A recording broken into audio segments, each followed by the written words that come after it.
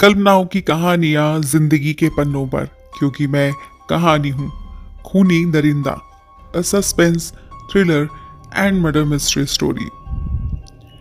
उस दूसरे आदमी नाथू ने इन सभी सेठों के बंगलों में रहने वाले नौकरों में से एक एक नौकर को खरीद कर अपने साथ मिला लिया, जो उनके भेद उस तक पहुंचाया करते थे। उसके बाद इन भेदियों ने ही उसे बताया कि सेठ मणिक शाह की सारी जायदाद के दस्तावेज दो आदमियों के पास है। एक है सेठ गुलाब राय और दूसरे सेठ रूपचंद मारवाड़ी। सेठ गुलाब राय ने उन दस्तावेजों को ऐसे स्थान पर छिपाकर रख दिया है कि उन तक किसी की नजर ही नहीं पहुंच सकती। कोई ये सपने में भी नहीं सोच सकता कि वो दस्तावेज ऐसे स्थान पर छिपाए जा सकते हैं। सेठ गुलाब राय ने अपने बंगले में संगमरमर का एक बहुत ही सुंदर मंदिर बनवाया और उन मंदिर में स्थापित करने के लिए भगवान राम परिवार की ठोस सोने की मूर्तियां बनवाई। उस मूर्ति को संगमरमर की वेदी में खांचा बनाकर स्थापित किया गया। लेकिन सेठ गुलाब राय ने उस मूर्ति को स्थापित करने के लिए रांग की एक इतनी भारी पट्टियों का निर्माण कराया जिसे दो आदमी भी बड़ी कठिनाई से उठाकर ले जा सकते थे।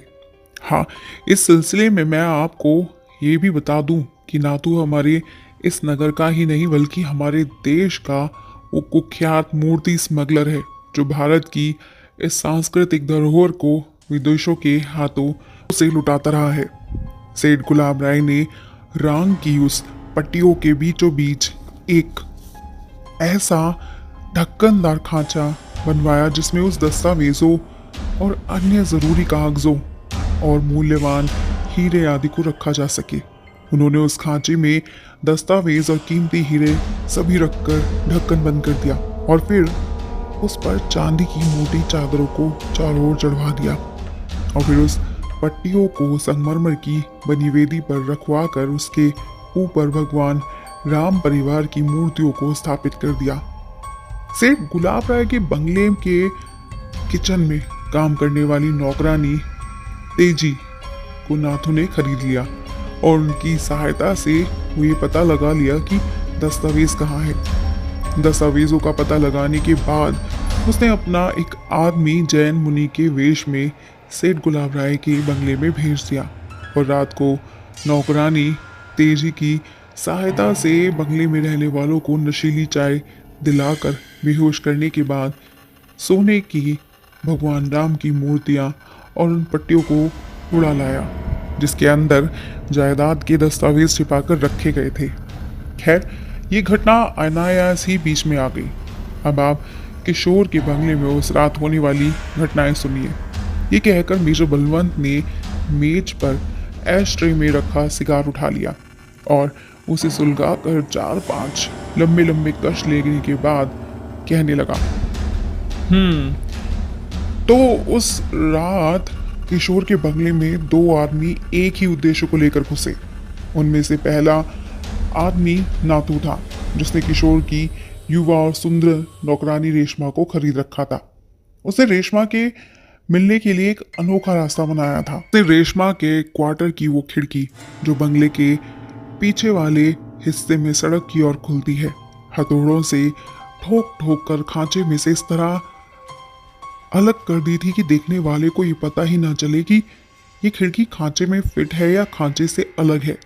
ना तो उस खिड़की को हटाकर रेशमा के क्वार्टर में चला जाता और अंदर जाकर उसे खांचे में दोबारा फिट कर देता। उस रात भी वही उसी रास्ते से रेशमा के क्वार्टर में पहुंचा। उसने रोजाना की तरह रेशमा के साथ शराब पी। नशे में धुत रेशमा सो गई तो चुपके से उठकर बंगले की इमारत की ओर चला गया। उस रात मूसलाधार बारिश हो रही थी, इसलिए बंगले के दरवाजे ही नहीं खिड़कियां भी बंद थी। नाथू बंगले की पिछड़ी दीवार के सहारे खड़े एक पेड़ पर चढ़ा और एक डाली के सहारे बंगले के अंदर कूद गया। वो सीधा किशोर के कमरे में पहुंचा। नाथू इस तरह की चोरियां करने में कुशल नहीं था, इसलिए अपने कदमों की आहट को दबा कर न रख सका, जिसके कारण पलंग पर सोए हुए किशोर की आंखें खुल गई। किशोर को जगा हुआ देख नाथू ने उस पर छलांग लगा दी और उसके सीने पर सवार होकर उस पर चाकू से वार करने लगा। और जब उसे किशोर की आंखें पथराई हुई दिखाई दी तो उसे छोड़कर उन दस्तावेज की खोज में लग गया।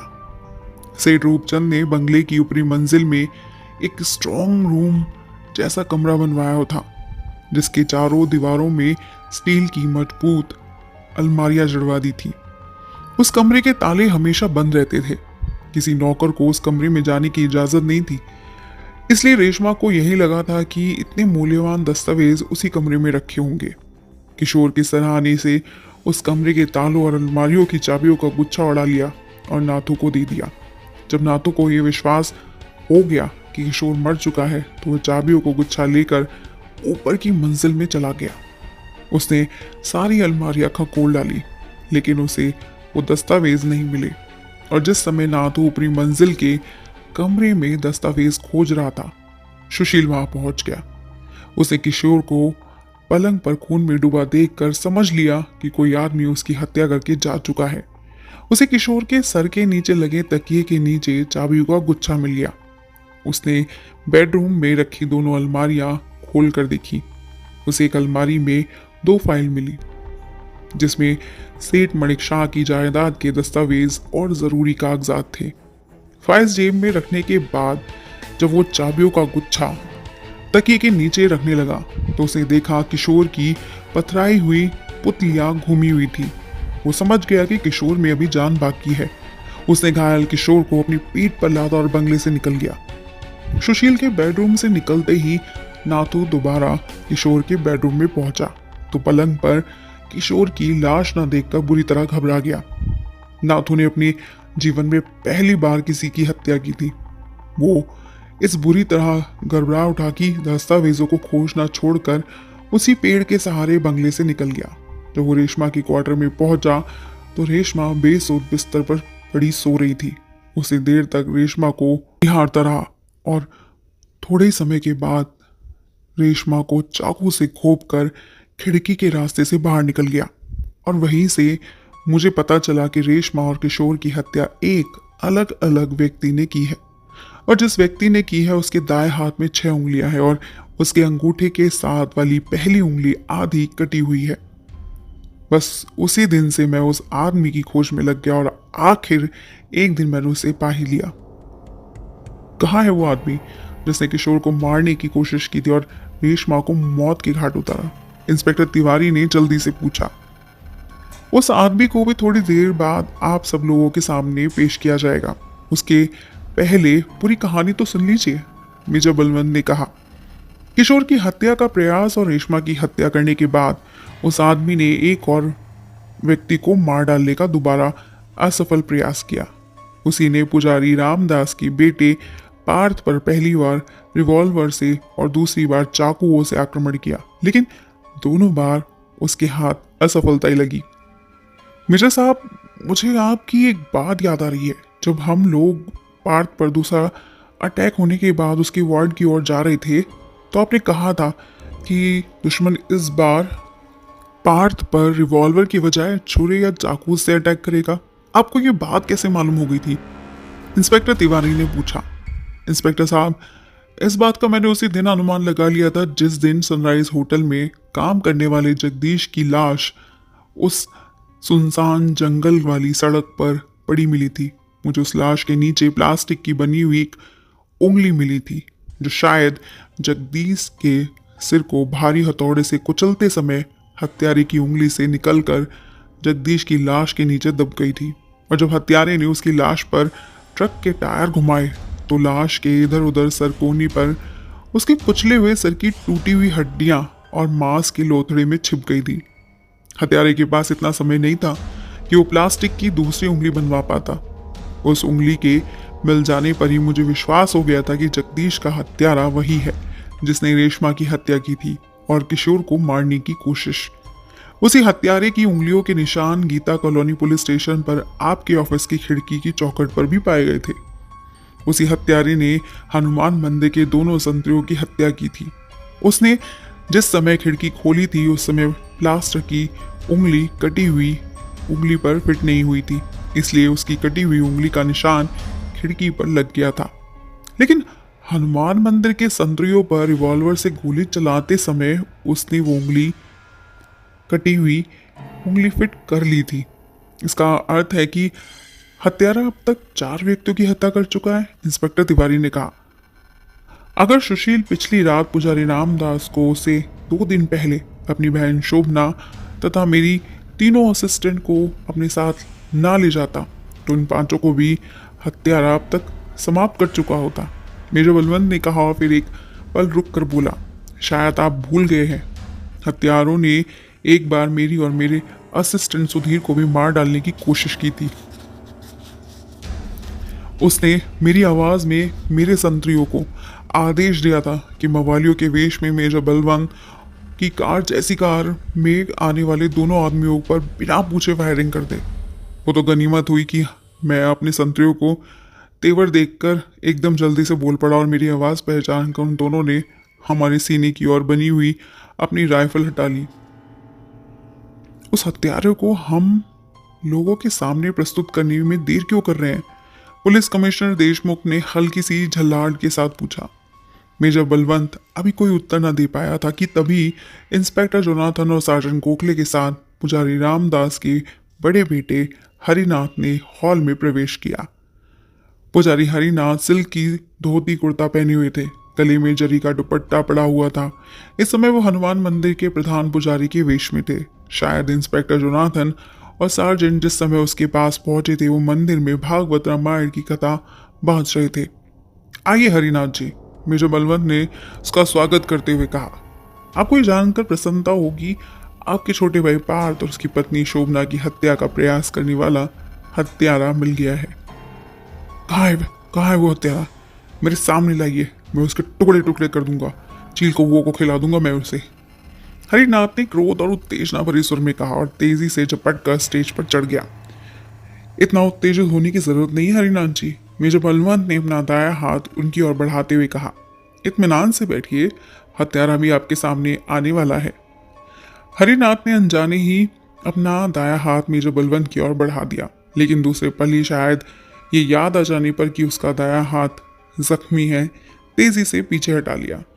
मेजर बलवंत ने मुस्कुराकर हरिनाथ की ओर देखा और फिर उसके दोनों कंधों को अपने हाथों में दबाकर उस पर कुर्सी पर बैठा दिया जिस पर थोड़ी देर पहले वह स्वयं बैठा हुआ था।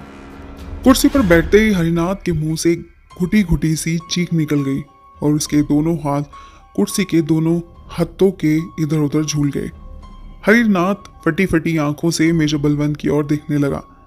मेजर बलवंत ने हरिनाथ का निष्प्राण दाया हाथ ऊपर उठाकर उस पर लिपटी पट्टियों को खोलकर एक और फेंक दिया और उस हाथ को देखते ही हॉल में बैठे हुए लोगों के मुंह से आश्चर्य भरी चीख निकल गई। हरिनाथ के दाएं हाथ में 6 उंगलियां थी और अंगूठे के साथ वाली पहली उंगली आधी से अधिक कटी हुई थी।